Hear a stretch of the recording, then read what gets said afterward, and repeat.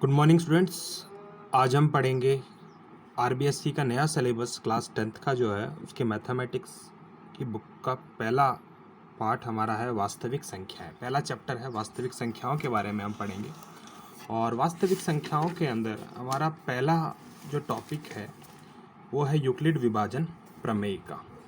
ठीक है, तो समझते हैं कि यूक्लिड विभाजन प्रमेय क्या होती है। तो देखते हैं यूक्लिड विभाजन प्रमेय का क्या होती है। यूक्लिड विभाजन प्रमेय के अनुसार ए व बी दो संख्याओं के मध्य सदैव दो संख्याएं Q व R विद्यमान रहती है, जिनके मध्य एक संबंध होता है जिसे हम लिखते हैं A बराबर बी क्यू प्लस आर। ये रिलेशन हमें समझना है। ठीक है, ये रिलेशन आपने छोटी कक्षाओं के अंदर भाग की जांच करते समय भी देखा है। छोटी संख्या कक्षाओं में हमने देखा कि जब हम 27 में 5 का भाग लगाएं तो हम देखते हैं कि 5 बार जाता है 25 तक और शेषफल 2। तो इसे हम क्या लिखेंगे कि a गुणा बी 5 गुणा 5 प्लस 2 बराबर 27। ठीक है, तो 5 गुणा 5 प्लस 2 बराबर 27। तो ये चीज़ सेम जो है यूक्लिड प्रमेय के अंदर अपन देखें तो वहाँ हमें मिलती है कि a में आप b का भाग लगा रहे हैं तो भागफल आपका q और शेषफल जो बचे वो आपका r। तो इस प्रकार के भाग की जांच कैसे होगी। a बराबर बी क्यू प्लस आर, इन दोनों का गुणनफल और प्लस का आर। एक और चीज़ इसके अंदर समझने वाली ये है कि सदैव आर का मान जो है या तो 0 के बराबर रहेगा या फिर आर का मान सदैव बी से छोटा होगा। तो ये दोनों ही चीज़ें हमें यहाँ देखने को मिली कि आर का मान सदैव जो है या तो 0 के बराबर या फिर b से कम रहता है। ठीक है, तो देखिए, तो इसे हम किस रूप में लिख देते हैं कि r का मान 0 से बड़ा होगा या 0 के बराबर और सदैव b से छोटा रहेगा। तो संपूर्ण यूक्लिड प्रमेय, हम अगर क्वेश्चन आए कि यूक्लिड प्रमेय से आप क्या समझते हैं तो आप लिखेंगे कि सदैव a व b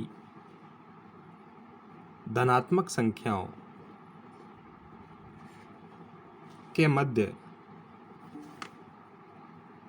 दो संख्याएं कौन सी Q व R विद्यमान रहती है,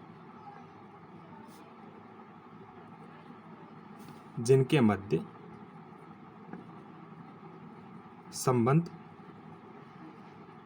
निम्न प्रकार से होता है। कौन सा। a बराबर बी क्यू प्लस आर, जहाँ r का मान या तो 0 के बराबर, 0 से बड़ा और सदैव b से छोटा होता है। तो ये आपकी हो गई यूक्लिड प्रमेय।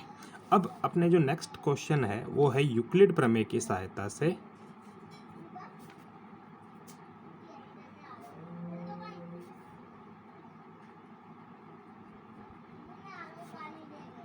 HCF ज्ञात करना। ठीक है, इसको हम हिंदी में बोलते हैं मसप ज्ञात करना। ठीक है, एक होता है लेसप, एक होता है मसप।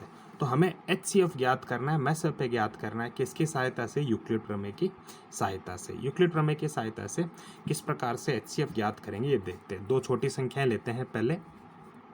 चलिए, तो हम एक एग्जाम्पल लेते हैं। यूक्लिड प्रमेय से हम HCF निकालेंगे। तो छोटी नंबर्स लेते हैं, 120 और 35 का HCF। मैसेप क्या मतलब हुआ मैसेपे का? मैसेपे का मतलब ऐसे बड़ा से बड़ी संख्या जिसका भाग इन दोनों संख्याओं में जाता हो। ठीक है, तो मैसेपे निकालेंगे किसकी सहायता से? यूक्लिड प्रमेय की सहायता से। तो आपको क्या करना है, बड़े अंक को एक तरफ लिख देना है, छोटे अंक को एक तरफ लिख देना है। आपको देखना है कि 35 का भाग 120 में कितनी बार जाता है। तो आप साइड में भाग लगा लेंगे, 120 भाग 35। तो अपन देखते हैं 120 में 35 का भाग 3 बार जाता है। तो 35 दिया आपके 105, कितने शेषफल रह गए? 15 शेषफल रह गए। तो अब आपको कैसे लिखना है ये समझने की बात है। 35 इंटू 3, 35 दिया 105 प्लस 15, तो ये हो गया आपका 105 और 15 120, तो बराबर का चिन्ह लगा रखा है, 120 हो गया। अब इस संख्या को आप लिखेंगे यहाँ, यह आपने लिख दिया 35 यहाँ बराबर, और यहाँ जो संख्या आती है उसको कहाँ लिखना है? यहाँ। ये समझने वाली चीज़ है और एग्जांपल्स करेंगे अपन। 35 में अब किसका भाग लगाना है? 15 का। तो हम देखते हैं कि 35 में 15 का 2 बार जाता है 30 तक, तो शेष रह गए आपके 5। तो अब कैसे लिखेंगे? 35 दूनी 30, 30 प्लस 5 कितने हो गए? 35 हो गए। ठीक है, अब वापस वही नई संख्या यहाँ कौन आ गई? 15, 15 को लिखेंगे इधर, और 5, 5 को कहाँ लिखेंगे? यहाँ। ठीक है, अब 5 का भाग किस में लगाएंगे? 15 में। तो 5 का भाग 15 में कितनी बार जाता है? 3 बार जाता है। तो शेषफल आपका क्या आ गया? 0। शेषफल आ गया आपका 0। तो 5 इंटू 3 15 प्लस 0 बराबर 15 हो गए। तो इस प्रक्रिया को तब तक करना है जब तक आपके यहाँ कितना प्राप्त ना हो जाए? 0 0 प्राप्त ना हो जाए, तब तक आपको ये प्रक्रिया अपनानी है। और अब बात करते हैं HCF की। तो हमारा HCF कितना आया? यहाँ जो संख्या आती है वो होता है हमारा HCF की 120 और 35। इनमें बड़ी से बड़ी संख्या कौन सी है?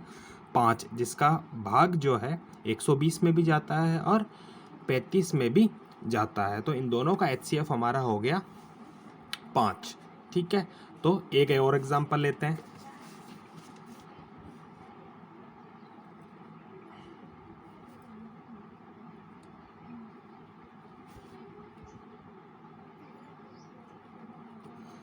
एक 144 तथा 80। तो सबसे पहला काम आपको क्या याद रखना है कि सबसे पहला काम बड़ी संख्या को एक तरफ, छोटी संख्या को एक तरफ। ठीक है, ये हो गया। 80 का भाग किस में लगाना है? 244 में। कितनी बार जाता है? 3 बार जाता है।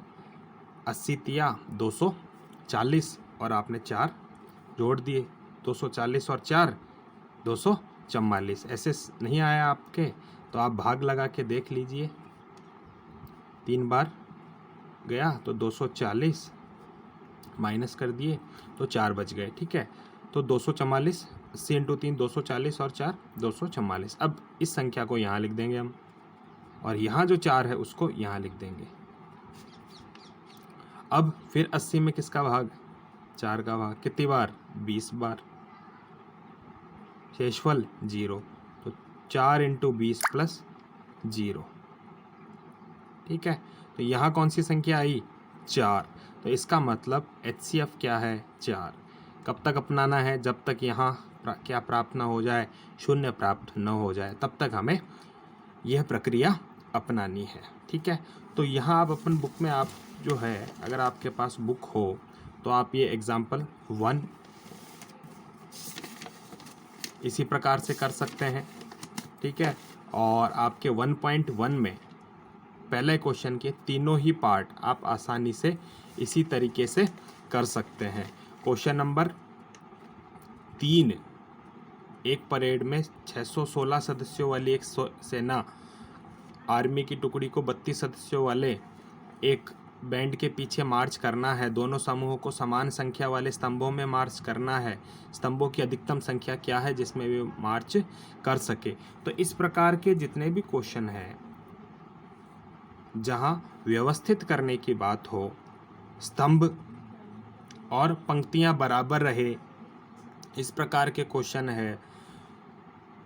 आपको पुस्तकें दे दी गई और कहा गया है कि पुस्तकों को इस प्रकार से व्यवस्थित कीजिए कि जितनी पंक्तियां हैं, पंक्ति और स्तंभों की संख्या बराबर रहे।